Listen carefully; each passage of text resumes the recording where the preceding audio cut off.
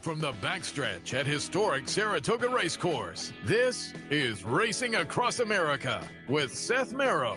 Racing Across America is brought to you by Pinnell's Restaurant, a Saratoga tradition since 1922. 284 Jefferson Street, Saratoga, just minutes from the track. And the Clubhouse Racebook, 711 Central Avenue, Albany. When you can't make it to the track, make it to the Clubhouse Racebook.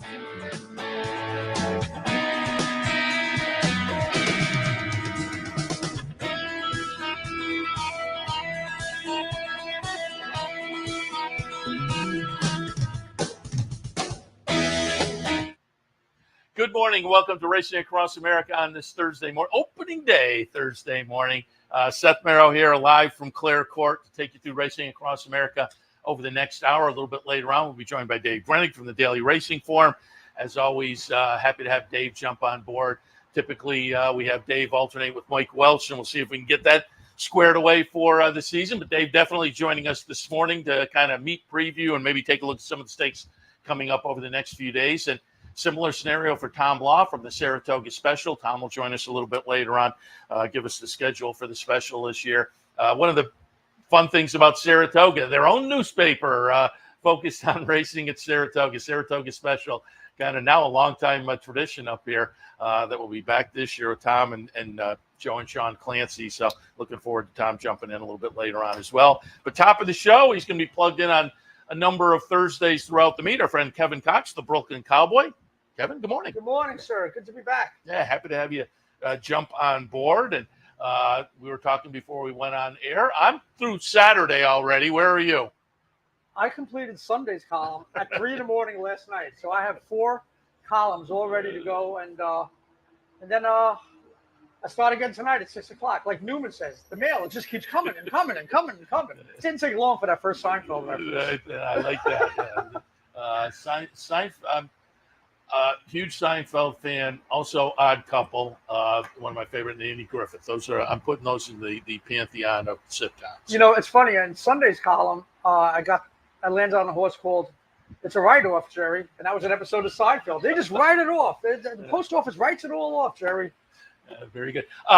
Before we get into opening day today, talk a little bit about your experience a few weeks ago, Belmont at Saratoga. I thought it was very successful. And more importantly for the horse racing industry, I thought it completed a Triple Crown season, that all 3 venues, with not just the Triple Crown races may have been the least of it. I thought the undercards at all of the venues, Churchill, Pimlico, and then Belmont Stakes weekend, I thought it was a really successful Triple Crown season. Yeah, it was fantastic here. I mean, the weather held off most of the time. The last day was a little bit lousy. Nothing you could do about that. We got lucky with it today for sure for the body of the day. But, it sounds like such a silly thing to grouse about. But, the movie where the kid says, "More porridge, sir." Most of the people would say, "More bathrooms, please," because a lot of people had to hold it in for several hours. But other than that, if that's the main problem, then really weren't too many problems. And I would think, I said next year, I would think, hey, you just get a slew of porta potties and you find a discreet location to play. I think they'll solve that. Hopefully they'll solve that problem. But it was, just walking around, and a lot of people recognize me from this the past few weeks. Everybody seems to have been, wow, that was great. I mean, it was nice racing Thursday, Friday, Sunday. It was kind of typical Saratoga-ish, but then Saturday it just knocked it out of the park. One thing that week did was it kind of gives them an avenue to possibly extend the meet, as I've always thought they would, from Independence Day onward. And because the town handled it good. The original train of thought was, where are these people going to stay? People haven't moved out of their houses yet. Everybody managed just fine. Yeah, so it was fun. Now we kick off the meet. Just before we came on the air, we had the graphic for the play of the day. So you'll be in the play of the day mix again. And I'll remind people, the play of the day bankroll team entry form is open. Go to capitalotb.com. Click on the promotions link at the top of the page. Then look for that play of the day bankroll graphic. You click on that, and the entry form is there. It'll close on Sunday. We'll select 50 people. And again, you'll be in the mix with the DePaula play of the day. $100 getting wagered on behalf of the bankroll team every day. Yes. Pressure's on. There is no pressure. I mean, the only thing that makes me nervous is insufficient applause, like I've said before. Okay. Actually, the only 2 years we've done the play today, we've shown a flat bet profit. So I'm shooting for the hat trick this year, and have a couple of selections already lined up. Not too much of long shot plays, but start out a little conservatively rather than getting the hole. I do occasionally do the bankrolls down at the clubhouse during the year. And for me, the pressure's on because you're playing for other people. To me, it's more pressure than when you're playing for yourself. You're playing on behalf of a team. And so I'm always kind of like, I want to win for the team. And so there is that pressure. But it's a lot of fun to follow the play of the day every day, the follow play of the day. And at the end of the meet, the bankroll team splits up the winnings. Well, that's why I don't stand. I try to think, hey, it's not my money. When I do the Breeders' Cup bankrolls in the past, that's a lot of money. So you really definitely have to stay focused on that. Yeah. So we're looking forward to that. Fridays and Saturdays, by the way. I've been doing it Fridays and Saturdays. All right. So we're looking forward to opening day and some thoughts opening day. And you have 3 races we're going to take a look at. First up, race number 3, State Bred Maiden Claimers going 3/4 of a mile. I took a little shot with Miss Maximus in here for Norm Cassie, who's done pretty well over the past couple of years with shippers, and we're sitting at 4-1 on the morning line. Maiden special weight to maiden claiming, but I could point to a few others in here that are interesting. What did you see in race 3? I was doing my prep work back there before this, and like you said, the horse is dropping down from maiden special weight to maiden claiming, but it's actually deeper than that. This one is going from an open maiden special weight to a state bred maiden claiming, and it makes you wonder why they took those swings down at Churchill and Oakville when the purses for the special weights in New York are so good. So I don't know why they would have done that, but Norm Cassie is classy like Freddie Blassie, as I like to say. We're making that kind of a drop with his dirt stock off breaks of 27 to 58 days. He's 5 for 7 with that sort, and has a solid ROI as well. And the jockey trainer combo, I always like to see they do better together than apart. Third off the layoff start, and 4-1 seems pretty generous. I don't think you're getting 4-1, however, at all. I think you might even get 5-2, or maybe even 2-1 on this horse with the drop down and the early speed. I hadn't even looked at the jockey trainer stats, but they're kind of insane. Certainly at Saratoga last year. Yeah. And the second selection, I threw a bomb in there underneath, number 8, Out of the Cloud. With maidens, I like to look anywhere in their past performances because I say they're maidens for a reason. And this one has shown nothing this year, but has a couple of decent running lines if you go back. And when you have a 3% rider on a 30-1 shot, he's going to try hard for at least second and third, whereas maybe some other jockeys wouldn't. And third choice, I went with the number 10, Needed. Did well when breaking from an outside post position 2 starts ago, which could be pretty important today, depending on the track condition. I don't know the scratches, so make sure you check my column online in about an hour or so. I assume we're going to start out maybe muddy. I don't think it's going to start out fast. I would have to think. But I would think with the weather conditions, it won't be too long because there's a nice little breeze and it's sunny. So a nice breeze, but there'll be some moisture, so the outside post will definitely help. And has been a part of the superfecta in both true starts off the layoff. So I went with 4, 8, 10. We both landed on the top selection. Thank you for stealing my thunder. I really appreciate that. Well, and again, now I'm curious. I was looking at the 4-1 and thinking, the last start maybe, but no. I'll be curious to see what we do get there. 5th race this afternoon, State Bred Maiden Specials. Again, they're going to go 3/4 of a mile. I took a swing here with Romantic Charmer, and I said earlier on the handicap, really? Oh, Jesus. Oh, that's wild. Because I want to see what you came up stat-wise, because I thought there was some quirky stats that there was nothing in this race that was really pulling me in any direction. So there was some quirky stats for Ferraro that I thought, I'll jump on the 12-1 shot. All right, give us your. If you see on my race form, it says Seth was here. It says it right there. So apparently, he went into my car a little while ago during a break and stole my damn selections. I went with 4-1-5. Obviously, everybody who knows me on social media knows that Jimmy Ferraro is my best friend. He lives with me up here during the summer, but I don't play favorites when it comes to writing a column and making selections. All right, you just can't do that. I love the guy to death, but not sometimes when he's 30-1. Romantic Charmer. I have a lot of yellow on the page, all over the place, just about this horse with arrows and everything. So I don't even know where to start here. Last time out, draw a line through that turf start. The horse was very keen because it was a bullet gate move just 2 days before the race, which Jimmy doesn't do all that often. And Javi kind of fought the horse for about a half a mile. I mean, the horse was really, really aggressive. I just wish he would have let him settle a little bit. He didn't. So you could throw that race in the garbage.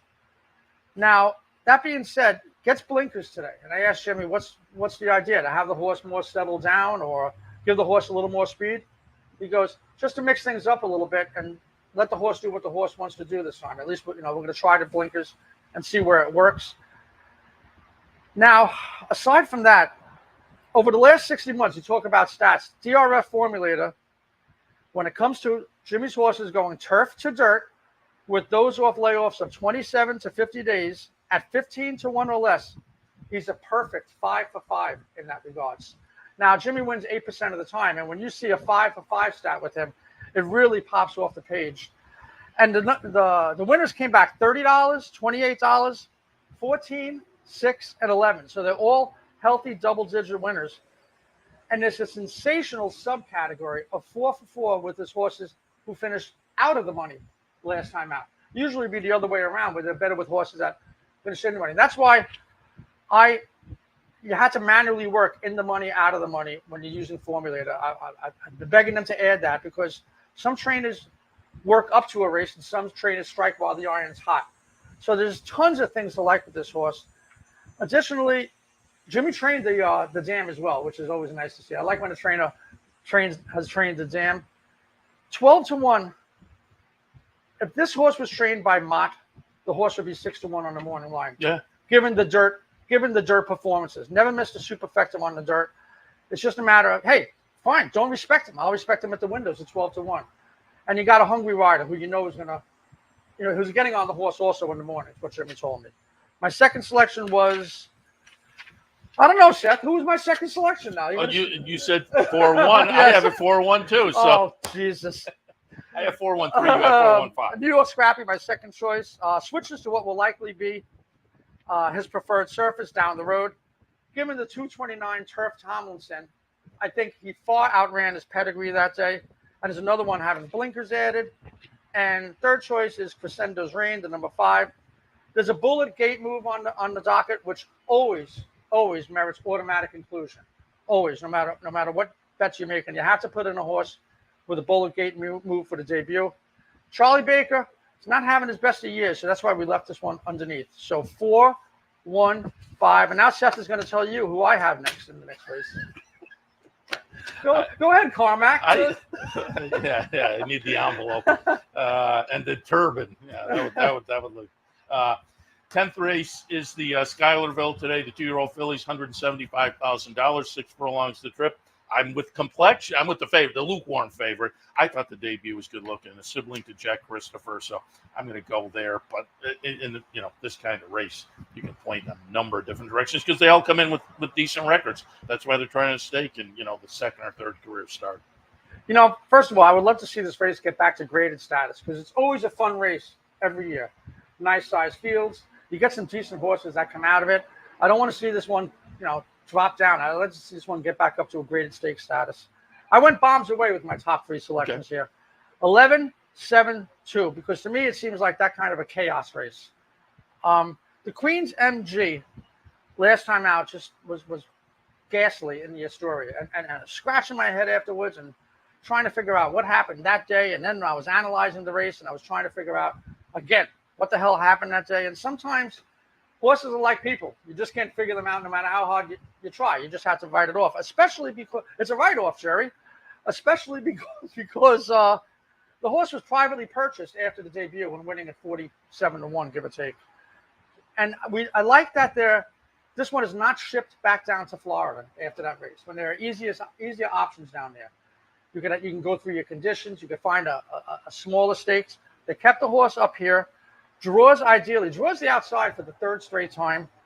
And Safi is 4 of 8 with ungraded dirt runners, not getting Lasix, off breaks of 28 to 49 days. But he's less than that with horses that finished in the money. He's 5 for 22. So we have 11, the Queen's MG at 30 to 1 on top. Number 7, Dream Girl for second. Snappy win. But don't worry about the weak buyer because sometimes these babies can improve with leaps and bounds. And third choice is number 2, another bomber, West Memorial. Also disappointed in the Astoria, but chance to make amends here. And did a lot of good stuff in the first 2 starts prior to the flop. So 11, 7, 2, bombs away. And I always like to toss out little info like that for folks because at Saratoga there may be folks who are kind of really new to the game in here. You kind of mentioned it with Green Girl. Historically, if you look at the PPs, it is not unusual for the biggest buyer move to be start 1 to start 2. Yes, you and Anthony talk about that all the time. I remember during a Derby seminar, and especially given the connections, you can do a lot worse than having Saez. The 3 riders we have, Davis, Saez, and Franco, all at double-digit odds. So just taking a shot there. All right. Well, I'm clearly rooting for you today because we have a couple of common horses at what are morning line, decent odds. So hopefully you have a good day. Wishing you a lot of luck on opening day. And look at you smirking and smiling over there. I like to have people confirm my thoughts. But we will, again, be plugging you in throughout the meet here on Thursday. So appreciate it this morning. Good luck today, and we'll see you in a couple. Absolutely. See you all at the track. All right. He's in the green room, Dave Grening from the Daily Racing Forum. As promised earlier, we'll talk a little bit about preview the meet a little bit. We'll get some thoughts on maybe some of the stakes coming up and more. Dave Grening right after this. Stay tuned.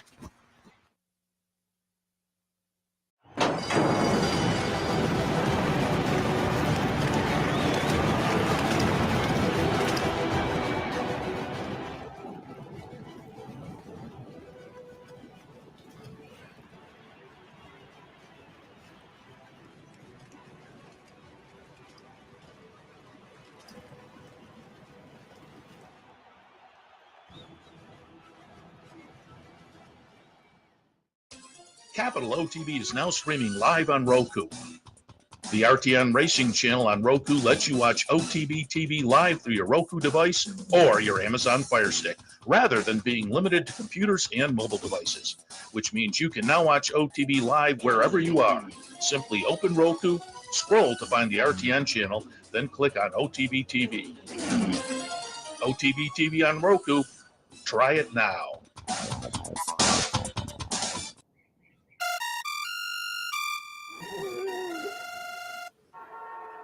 Come on. I want sales reports on my desk by Monday. Whoops. My bad. Love racing? RTN brings you every live simulcast on your home television, plus live video streaming and race replays on your PC and mobile devices. To order, visit rtn.tv. RTN, a breed apart.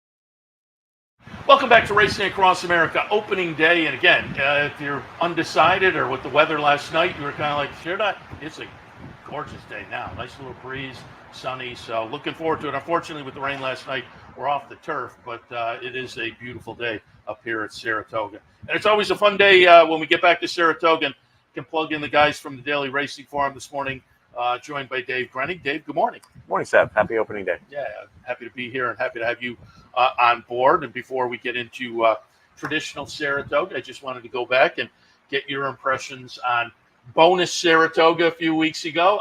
I've said it for a few weeks now.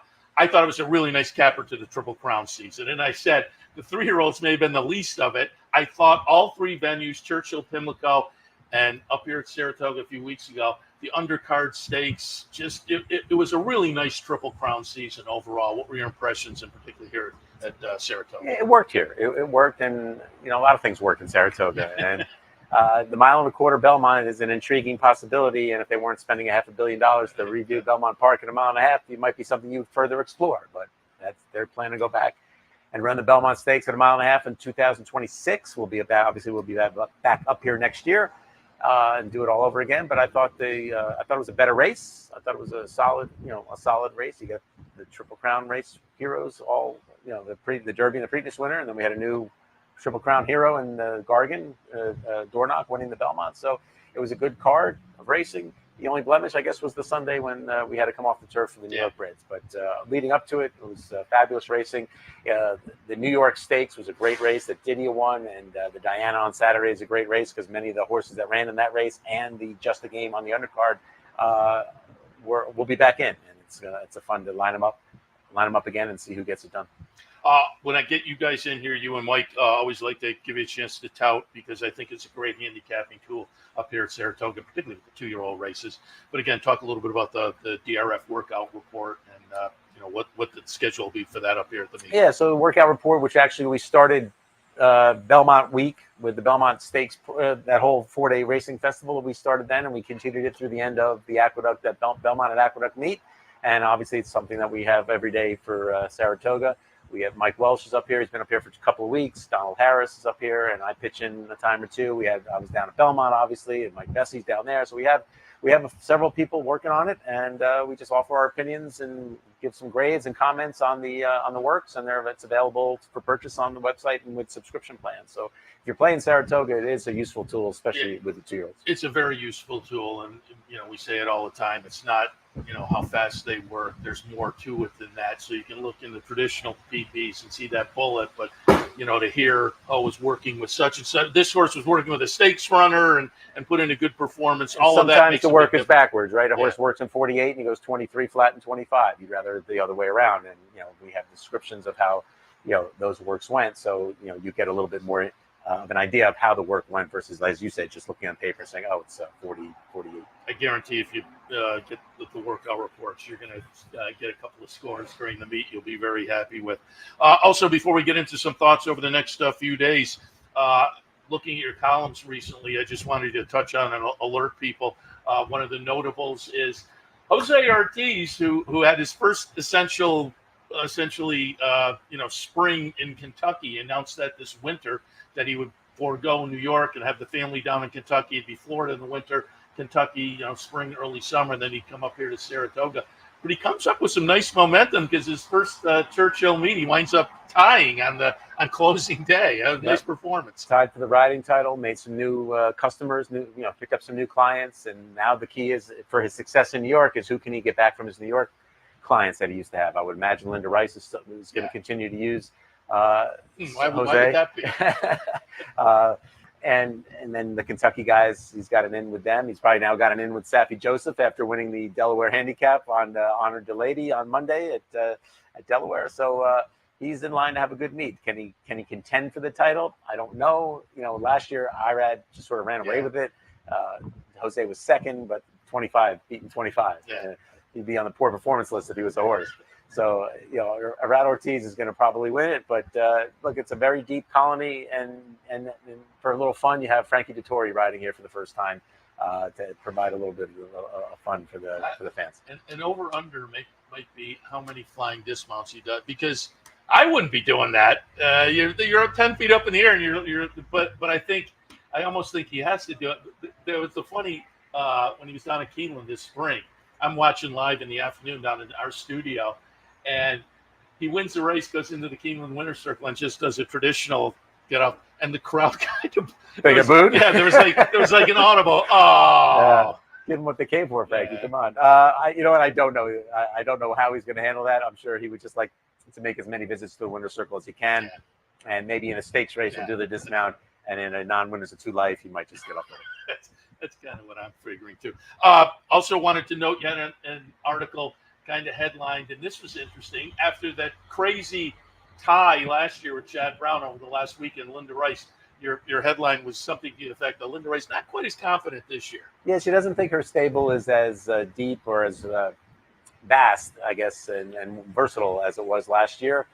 She feels that she lacks in a couple of categories that she was okay with last year, stakes horses, even quality New York breds, because she retired a lot of horses. But today is going to play in her favor because she's very smart, and there are others that can do the same, but she seems to play the NTO game better than anyone. And that was sort of key for her victory or her tying for Chad last year too. Is that we had 65 races off the turf last year, which hurt him, which obviously hurt him and helped her with some off the turf wins. But she's well spotted again today with a few off the turf. She could get off. At the end of the day, if she's in first place with 2 or 3 wins, it wouldn't surprise me. But we'll see how the weather plays out the rest of the week. Yeah, we said that on the handicapping show earlier. She might have a nice day with the surface switch.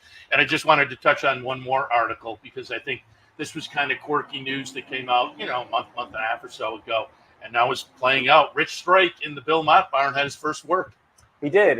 Tuesday was a travel day for me, so I didn't see it. But it was more of an open gallop, but he went well enough at the end that he made time for 3 furlongs. So Bill likes the way he's going. It's a long haul back. It's a long road back. But if anyone can get this horse back, I would say there are a few horsemen that could do it any better than Bill Mott. He's not going to take any chances, obviously. He's going to train the horse and see where he's at by the end of the meet. And the cool thing for the connections is he is eligible for a second level allowance race. So, and I can't imagine, with all due respect to a Kentucky Derby winner, I can't imagine anyone being scared about not running against Rich Strike in a second level allowance race since the horse hasn't won in 2 years. Yeah, it will be interesting to see how it plays out because, and I think it's Bill Mott. He said the right things, and the owners seem to agree. We're only going to continue if things are.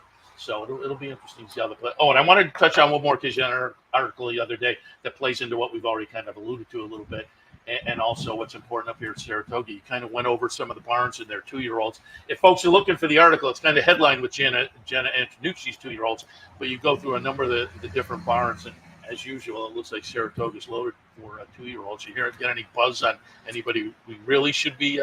Well, for this weekend, I would say that that tenacious leader for Todd that on Saturday's race, he didn't have a name until I think last week. It was Diamonds and Rust, I believe, is the mare, but that horse has been working quite well, and obviously they'll probably not get a whole lot of value there per se, but that's one early in the meet anyway that would keep a close eye on for Saturday's 2-year-old colt maiden race.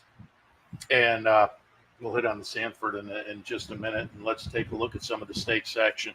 Let's look at the 2-year-old fillies that'll kick things off today in the Schuylerville. I pulled up a replay of the debut win for Complexion. I have Complexion on top. Kind of interesting, and I'll really be interested to see how it plays out tote board as they load into the gate.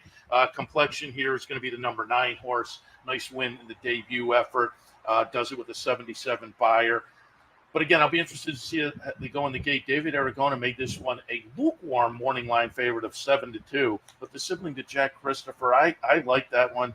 Carmen's Candy Jar, interesting. Sherbini, Vigidal for Steve Asmussen wins like a Vacoma should in the debut effort. But what did you see in the Schuylerville today? I saw a race that's very wide open in my opinion. Complexion was very good. The one thing that the replay we just saw didn't show is her start. She bobbled badly at the start and jumped up and ran and was in front. If she breaks cleanly, who knows how fast she goes and how clear she gets early in the race. But in a race like this, you always find other speed. So I was looking for a horse that maybe could just sit a little bit and make a run. And 3 years ago, Norm Cassie won this race with Pretty Birdie. And he's got a filly in here called Slang, who I think could get lost in the shuffle. Slang debuted in the slop May 17th and was 4th to a horse called Vodka with a Twist. Vodka with a Twist came back and won the debutante at Churchill Downs on closing weekend. This filly was up there, kind of battling a little bit and then kind of dropped back and then, kind of re-engaged. Could have easily just went totally out the back door, and she didn't. She showed a little fight. He came back with her a few weeks, just 17 days later, I believe, or 3 weeks later, and she was very good winning her maiden race. And I think she can actually sit a little bit. She doesn't have to be, sent to the front.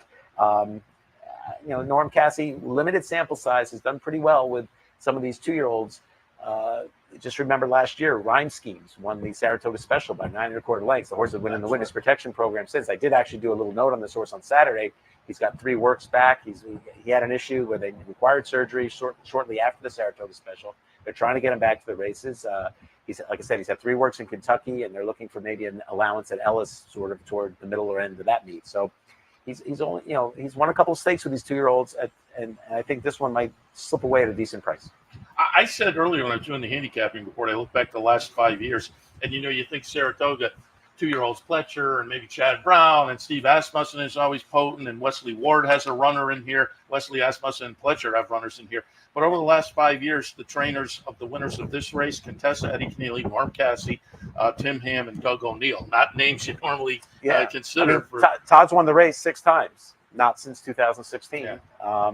Asmussen's won it 3 times, not since 2013. And we'll see. Viggy Dahl is a nice horse as well, and he's got another one in here, Aoraki, who's on the rail. And sometimes experience counts in these races. She's got 2 starts, and we obviously sort of skipped over Jenna's filly, Jenna Antonucci's filly, What in the Literal, who's already won a stakes race here and has run 3 times and has already won a stakes race at Saratoga. So this is kind of a fascinating race, and I wouldn't be willing to take a short price on anybody. I said earlier when I was handicapping on the handicapping show, there's a Jim Bond horse that had won, and I said, how often can you say that? Already a winner at Saratoga this year on opening day. It's one of the quirks of the situation. Exactly.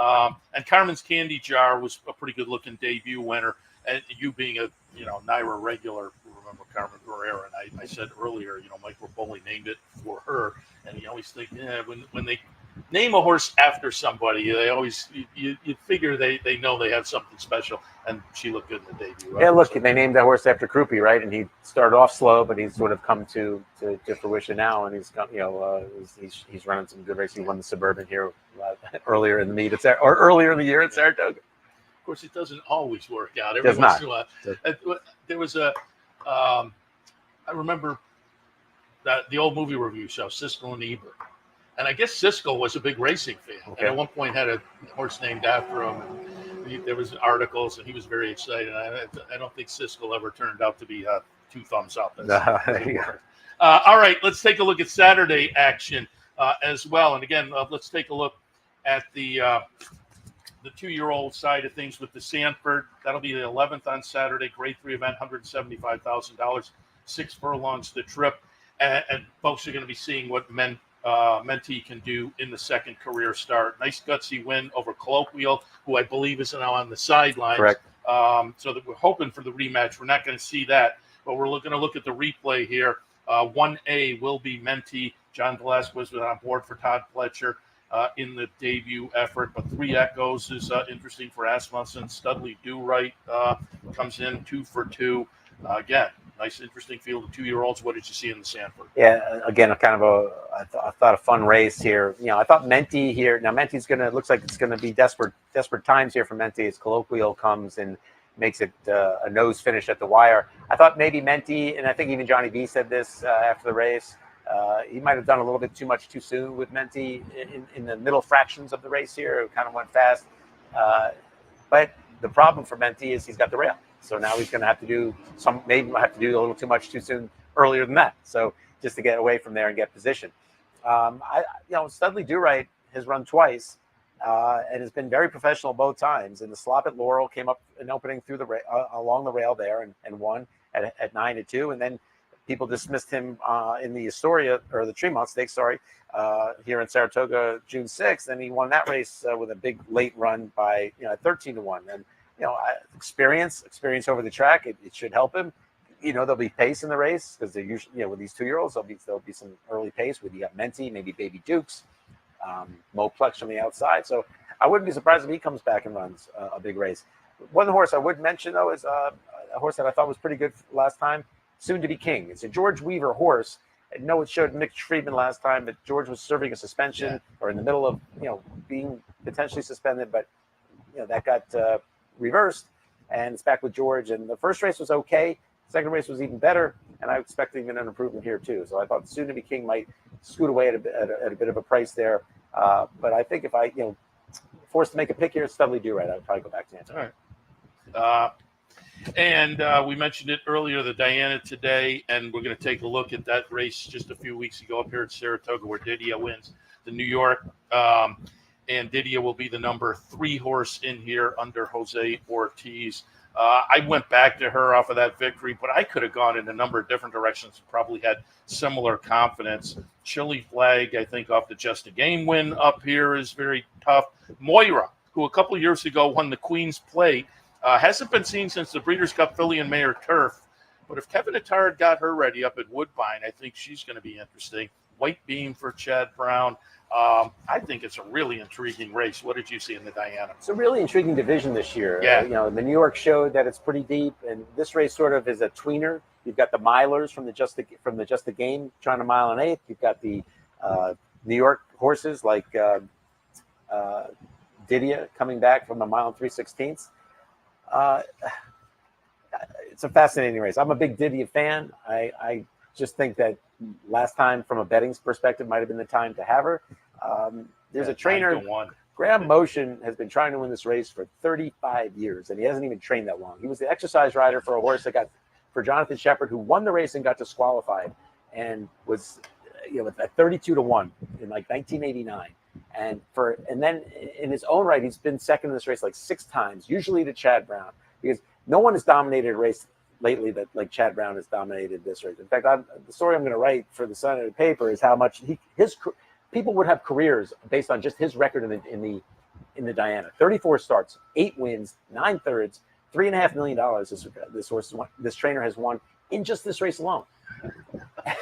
Chili Flag is probably his best shot in here, going from the mile to the mile and 1/8, and she's just gotten better. She doesn't win. She doesn't blow you away, but she wins, and her one loss this year, the Pegasus World Cup Filly Mare Turf.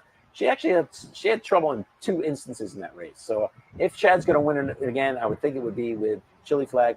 White Beam could easily be a 6-time stakes winner. She's lost a few by narrow margins.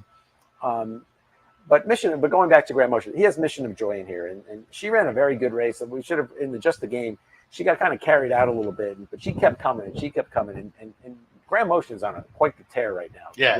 Since May 1st through now, he's won like 25 of 77 starts and 5 stakes races, and they're all running well. And maybe this is the year for Graham Motion finally gets his Diana. But this is a fascinating race. Yeah. I wouldn't talk you off of anybody in this race. Literally, Evie Jets might be the one horse that I don't think can actually win the race. But if she did win, good kudos to them too, because the Kanemashi brothers have done a fantastic job with this horse. And off the last race, she belongs. She does belong. Yeah. But they all belong. But only one of them is going to get there first. But it's a fascinating race, a fascinating division, and it should be fun. One of the cool fillies in mare's turf who's not in this race, who won on Sunday at Delaware, We're Like Goddess. How cool is she? 7-year-old mare, 12 for 20. She's finally going to get to the Breeders' Cup. And it had to look like maybe, but then she comes back. Yeah, that's it. Again, Bill Mott. Kudos to Bill Mott. What he does with older horses. He had a great career with Casa Creed, even though they just retired. Now, retirement. Yeah, I was looking forward to seeing. I texted Lee when I heard that. But then he said, horse has really done his. They owe him nothing. Hopefully, someone gives him a chance as a stallion because he puts. I would think you don't think at that age, but I would think he will get by Jimmy Creed, and I would think he's a great turf horse. We're going to synthetic in New York. Wouldn't New York farm like to stand a horse like that? Yeah, I think so. Dave, appreciate the visit as always. The insight on some of the news going around early here in the meet, and some thoughts on some of the stakes action coming up. Tout people again to check out if they pick up a print copy. The early show today, the handicapping show, Anthony Mormino brought in an old broadsheet so we could remind people, some of the younger people who maybe don't remember that, but there is still a hard copy out there. It's much smaller these days, but you can check out Dave online as well, drf.com, and don't forget the workout reports as well. Dave, appreciate the visit. We'll talk to you again. All right, Seth, thank you. All right, we'll take a break. I saw him in the green room as well. We'll get some updates on the Saratoga Special schedule for this Saratoga season and more with our friend Tom Law. Stay tuned.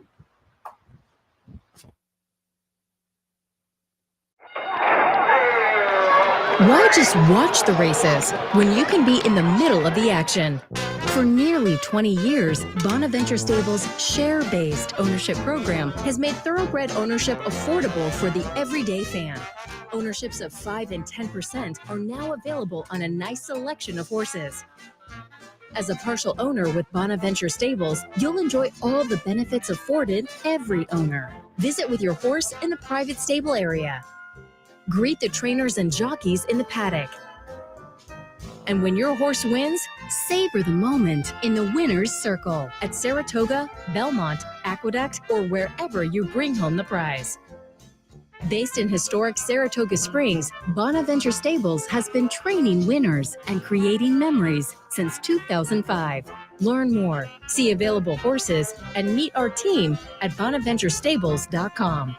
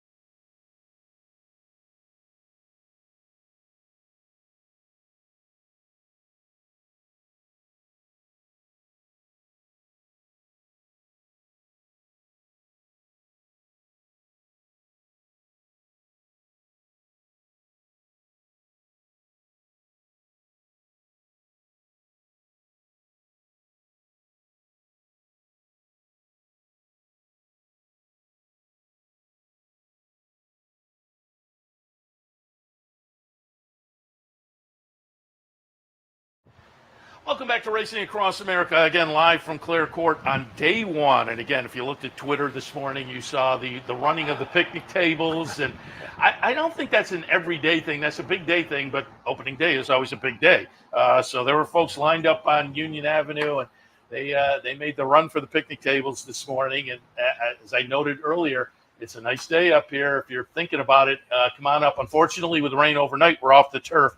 But at this point, it is a nice day. And it's always a nice day when we're visited by our friends from the Saratoga Special, Joe and Sean Clancy. But today, it's Tom Law from the Saratoga Special. Tom, good morning. Morning. Thanks for having me. Appreciate the nice introduction. But yeah, and you're right. I mean, the weather it's cooler now. Yeah. I mean, I know we got fans going here on the set, but it's nice. I was just driving through the grandstand and stuff. People are kind of filing in. I was there for the running of the tables this morning. I didn't shoot any video or anything. I don't think you had to. I saw like 8 different videos in the little short span that I looked. It's like when you go to a ball game or even a big race now, everybody's holding up their camera and taking it. I'm like, there's lots of really good footage out there, you know?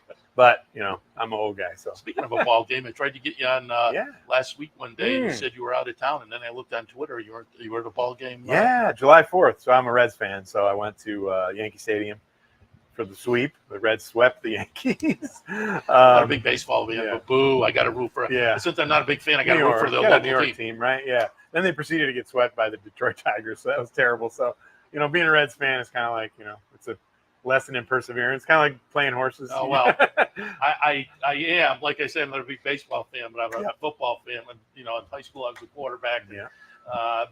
When I was a kid, I had a poster of Joe Namath on the wall, and so as a lifelong Jets fan, I can relate to anybody who's chasing on the fan side, fighting uphill. Yeah. Ouch. All right, Saratoga Special. You have a copy there. I think we have a graphic of the front page as well. So there it is, out today. Time. I love that. It's a great picture. B, timeless.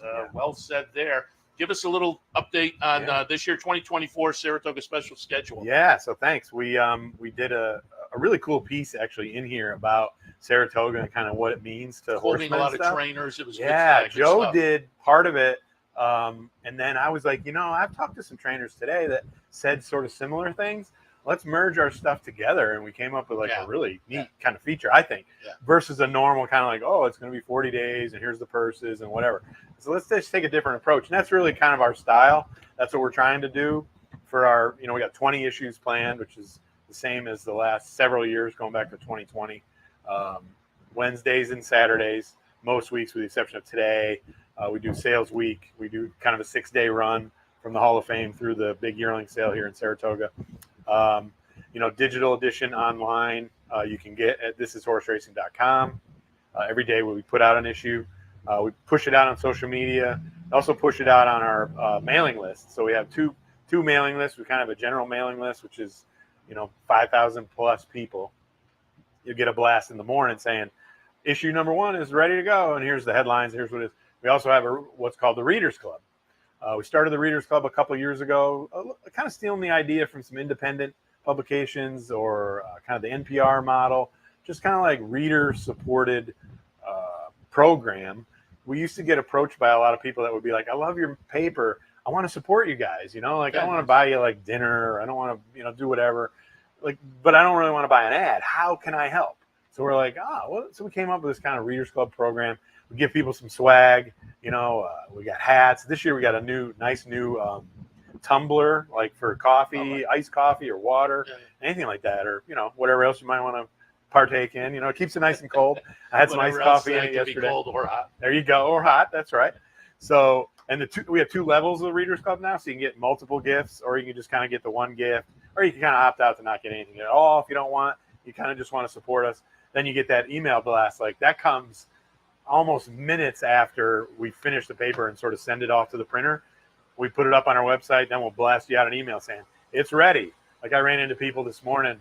I helped our new delivery person hand out the paper today. And a lot of people are like, oh, I already read it this morning on my tablet, or I read it last night in bed. And I was like, you're crazy. I mean, you know how it is. People just love it, right? And, you and I do too. We're here and we'll consume it. And, we're really happy. This is our 24th season of the paper, which is amazing. It's 12 years for me. I said earlier on the show, I said, it's one of the Saratoga traditions now. It's been around long enough that it really is. It's a newspaper focused on the track. Yeah. So if you're out there as a horse racing fan, you're the audience. And if you haven't checked out the special previously, again, you can catch it online, certainly, but you're not just at the track, you're around town too. Yes, exactly. So grandstand, clubhouse, barn area, over here at the Morning Line Kitchen. If people come to the backstretch, if you're able to get in and kind of come watch the races there, there's a couple racks there. But yes, all over town. Like, there's a paper box at King's Tavern, Stewart's, Price Choppers, Hannaford's, Market 32, coffee shops, hotels, some of our favorite watering holes. You can get it at Henry Street Tap Room. It's right there, right down the street from my house, where Sean and Joe and I go occasionally. We wish we could go more. We probably shouldn't go more. In my Desperate Annie's, I think I've seen a few. Desperate Annie's, sure, yeah, could. What a classic spot, huh? Is it like Class E or Classic? Classic. I love it though. I went to Desperate Annie's like in February, March with some friends. It was great. I hadn't been there in forever, but I loved it. And people did say, Seth Merrow, he likes going there. I was like, oh, he wasn't there that night, but. Yeah, I'm not as regular as I used to. Yeah. I used to be quite regular. I told you he wasn't there that night, but maybe I'll come in there and see you one time. Well, during the racing season, I get over a little more. You do? Okay. I get back in the swing of things, so we'll figure something out there. Maybe at the end of the meet, we can take some of our interns. Some of them are old enough. Oh, there you go. Some of them are old enough to maybe have a beer. Some of them are not. Half of them are. Half of them aren't. You mentioned you guys kind of look for a different angle, and it's true. I see you and Joe and Sean, some of your interns, in the winner's circle after a race, and there's the gaggle of reporters there typically, and you guys kind of step back, and then the trainer will leave, and you'll walk out, and it is a kind of a different angle. It's fun. The back of the paper, the cup of coffee columns are always good. The here and there, the quotes. It's just a lot of fun to pick up on a regular basis. One of the things that is always intriguing also with Mr. Shapazian, yourself, and some of the other handicappers. And a couple of years ago, you and I were laughing in the winner's circle. We were neck and neck. You and I. The last couple of days for I think maybe second overall. We were going. I know. But I fought the law, and the law won. You got me by a couple that but year. But then Shapazian got us both. So. Shapazian. He was standing off in the corner laughing, right? Good job. Alert people to that because again, Shapazian the last few years has been knocking out of the park. So he's your lead handicapper, but you have. 5 folks, including yourself. Yeah. And since the newspaper itself only comes out Wednesdays and Saturdays, selections are available to the website every day. Correct. Yeah. So you can go to our Thursday and Friday and Sunday on our website. This is horseracing.com. And actually a new thing that we're doing back to the Readers Club, we're going to blast out the picks on as part of what we're calling the Sunday Extra Special. So it's going to be a newsletter that has a lot of the similar content that you'll see in the print version or the digital PDF version. Very similar. We'll have coverage of the Saturday's races, kind of a preview of Sunday's races, a little here and there section, even a little stable tour in there, and the picks as well. And that's going to be just kind of like Readers Club special content. We've talked about it the last few years. Like, what can we do that's like stands out? That is like a perk for why someone would want to just give us $40 or whatever instead of getting just a hat. I already got the hat. What else can you do for me? So our Readers Club, we're going to do. That's one of the new perks this year, and we're going to have we're also going to have a Readers Club only sort of beer tasting event at Whitman Brewing down in Saratoga, downtown Saratoga. So You went to the one that we had last time, right? We had the Saratoga Special beer. Yeah. They tried to brew another beer for us, but we couldn't. I know this is hard to believe for people that know us. We couldn't get our act together soon enough to get it set up, but they were ready, and we were kind of like, But we did, This year we came out running. Hopefully with this issue, the 4-day Belmont run helped big time, really. So, kind of ironed out some of the wrinkles and.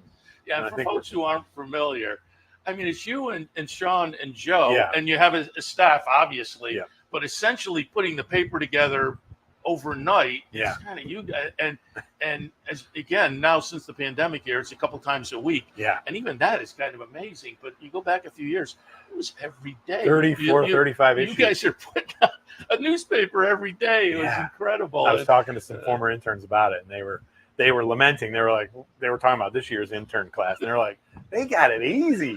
We're only doing 2 a week. We used to do 5 a week. I mean, I said, yeah, but they were 16 pages. This paper today is 48 pages. Last year, opening day was 32. So, salute to our advertisers. Yeah, you get great support because people realize it is kind of a Saratoga institution, and it promotes the racing game with again the unique coverage, and you get great support. And congratulations to you guys for that. I want to tout in this first issue. We've already said there's some nice articles. There's selections for opening day.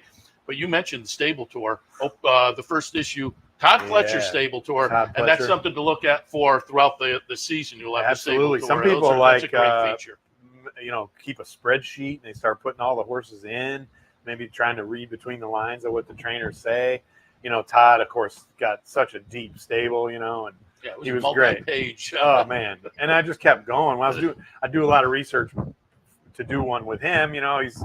Todd, I mean, he's all business. He's great. You show up, though, and you're prepared, he's going to give you. I mean, I was in his office. It was Monday I did that. I was in his office for, a good hour solid.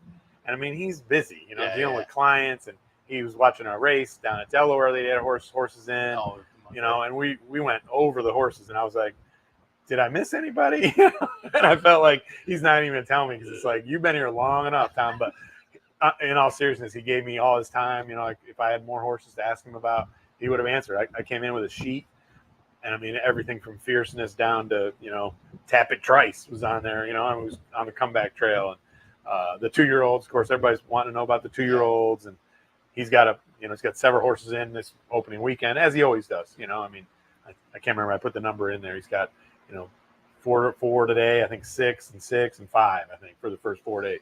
So he'll be running, I think he was lamenting that this year he only had like 2-year-olds and stakes horses, so he didn't know how well he is. It's like, big problem to have, right? Like he's got 5 or 6 every day. Yeah. I always look forward to also the little guy stable tour. That's always a lot of fun. We love that one. Yeah. So it used to be we put it in the last issue of the meet, but we put Bill Mott in the last issue now.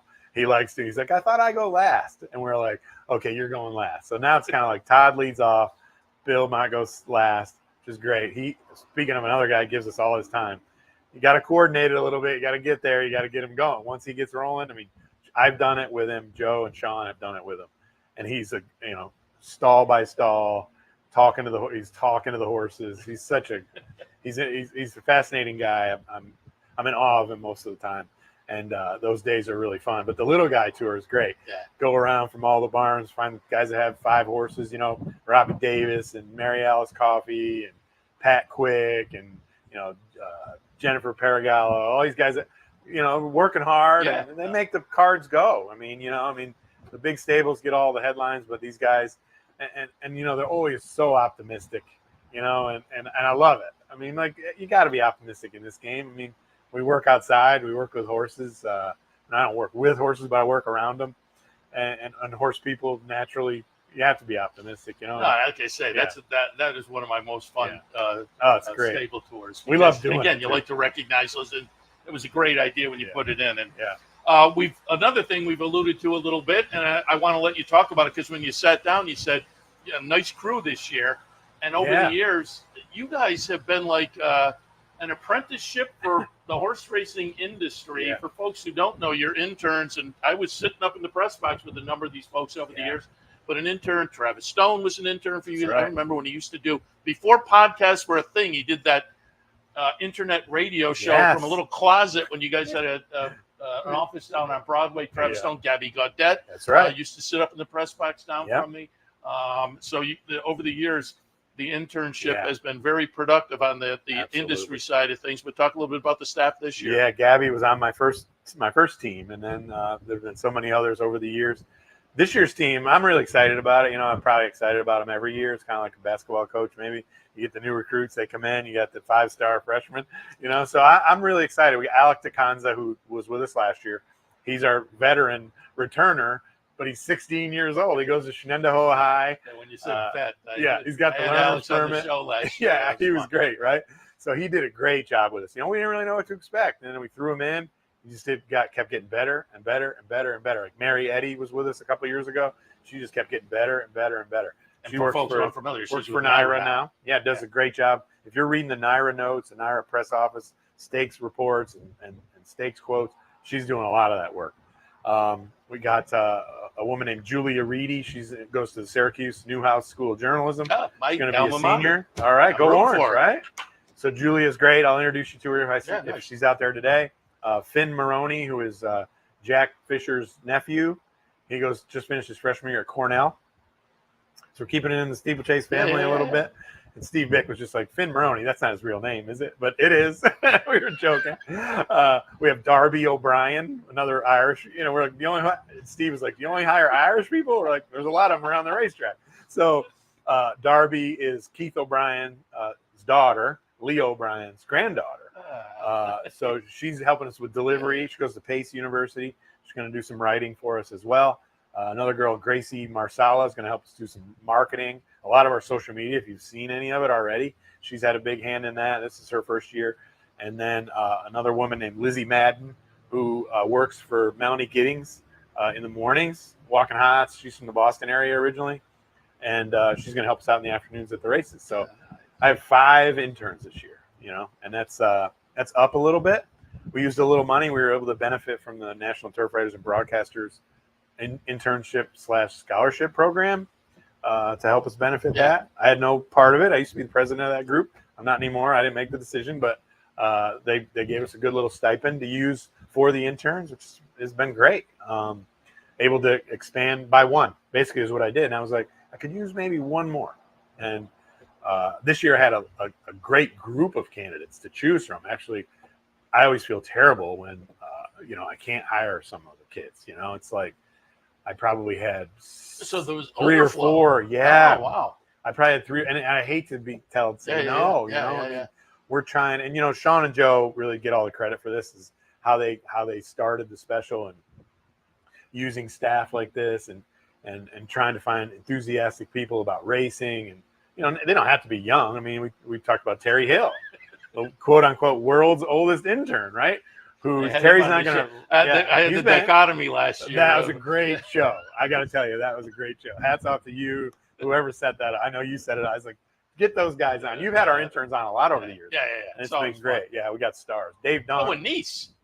My pleasure. Yeah, she's doing great, working for Amplify Horse Racing and trying to raise up. I had a niece on a Zoom call the other day with the current group, kind of a meeting that we had. I'm more prepared this year than I've ever been with the interns. I don't know why. Maybe because there's so many of them. I knew I couldn't screw it up. So Anise was on. Anise was talking about the 35 papers, every day doing it. And they were all like, what are you talking about? Anise was like, oh, yeah, you only do 2. So Anise was great. I told him, Anise, you got to tell him, like, what to wear to the races, what to wear in the mornings, like, what it's like to work with Sean, Joe, and me. Like, because we can get a little kooky, as you know, as I'm maybe being today. But she was great, Anise. And Dave Donk, the trainer, he knows all the interns. He sees them. He's out there on the turn over here on the main track. So he sees us coming and going, He always says to me, do you have your Hall of Fame up? Like, like, you need to put your interns' pictures in your office. And we were thinking about that the other day. One thing we didn't do, and you were probably in that photo of all the media that covered the Belmont Stakes that they took up in the press box. Were you there for that? I think I was there. So they were everybody was in the press box that was working there for the Belmont Stakes. I think Skip Dickstein took a photo of everybody. Of course, you weren't in it, nor was I, Sean, or Joe, or Paul Halloran, or Steve Bick. We're probably cover stuff. I don't want to say we cover more than anybody, but Dave Grening, certainly nobody. This sounds unfamiliar. Yeah, I was like, what happened? So I'm like, we're going to do that. Friends of a Skip. Yeah. Yeah, Tim Wilkins set it up, or somebody said, Tom Padula, Bobby Hull set it up. It's a good idea. I was like, how come they didn't give us a heads up? I've said, I think every year, I've been do it saying every this year. for years.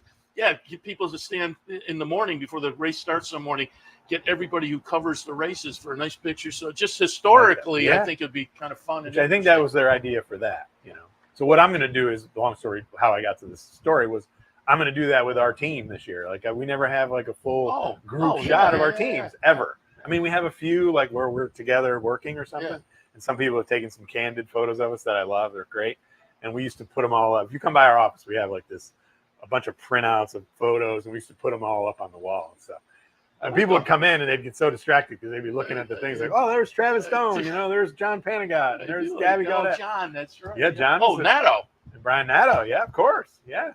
Yeah. I like that Hall of The Fame. name keeps the name. We got lots of names. Yeah. We're running late here, but I did want to, because again, you're one of the selectors and you do a great job as well. Sherpazy, I saw Sherpazy the other day. Yep. And I know he in the Schuylerville today, he liked Carmen's Candy. I saw him like 3 days ago, and I know Carmen's Candy Jar was big on him. I think complexion is interesting. Yeah. Who do you like in the Schuylerville today? I think it's between complexion and Carmen's Candy Jar, obviously. I mean, Adam won too as well. Complexion's race, impressive. Yeah. Draw off like that, do what she did. And I thought with the 77 buyer, Mormino for the handicapping show was saying, I don't know about regression, but I think with the 77, you're okay to. It's not crazy high, right? Yeah. You know what I mean? It's good. That's a good number, but she was well meant. I think, and it was in the race was pretty good. It was a really good race to draw off like that. And you couldn't give her a super low figure, and what are you going to give the horses behind her? They'd be really bad. But Carmen's Candy Jar kind of did it pretty professionally. Kind of was coming, between horses with not just like a front running speedball. Todd in the stable tour I did with him, he did mention that she is running back a little bit quick. The race was on June 23rd. Yeah. That's it's not like it wasn't like last week, but it's a little fast for some of these guys. Yeah. So, but to me, I think when guys like Todd or Bill Mott do things like that they don't normally do, that kind of is like, because they're not the kind of guys that are like feeling pressure by their owners to run.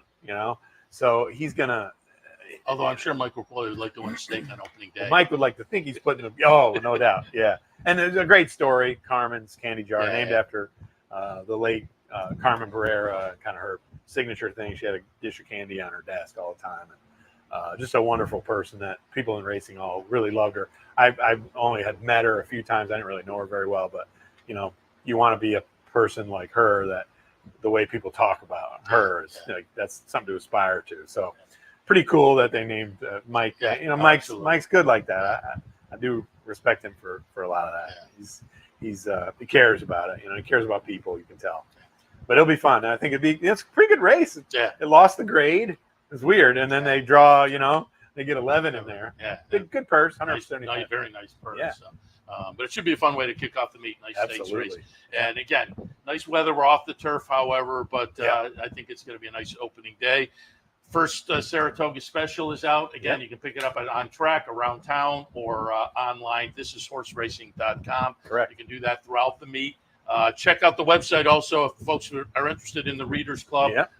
That big banner right there. Right there on the website. So ThisIsHorseRacing.com. Tom, appreciate the visit, and the game plan will be again this year, maybe to get you and Sean and Joe plugged in on Wednesdays so we can look at some of the steeplechase. Steeplechase action kicks off next week. Yeah. So maybe we'll talk a little bit about that weekly as well. But appreciate the visit this morning. Absolutely. Thanks for having me. It's always fun.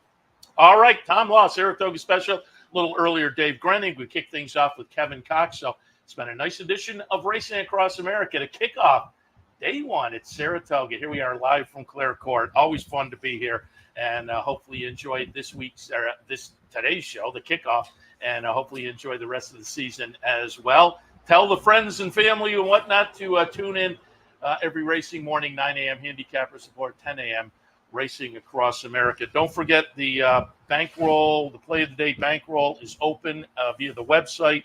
It'll close on Sunday, so put your name in there. And today at the Clubhouse Racebook, $100 Play the Board contest today at the Racebook if you elect to go there for racing this afternoon. All right, Seth Merrow wrapping it up for Racing Across America on this Thursday opening day. Have a great opening day. Make some money. Let's all line our pockets for the next 39 days ahead here on day one. But we'll see you tomorrow morning again, 9 a.m. Handicappers Award, 10 a.m. Racing Across America.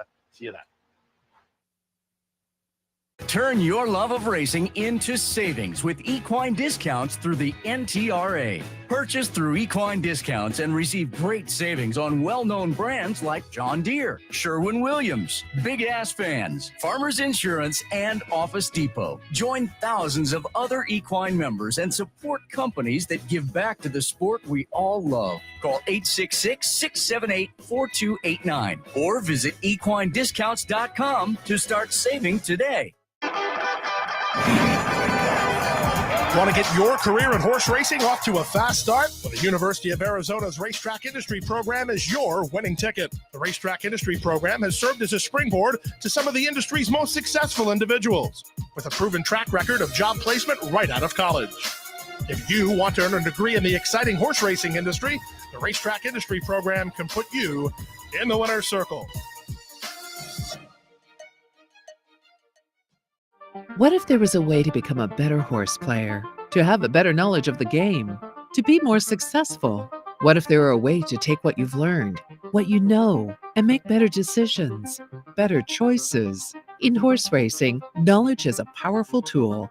Race results and replays, past performances and live streaming, wagering from all your digital devices.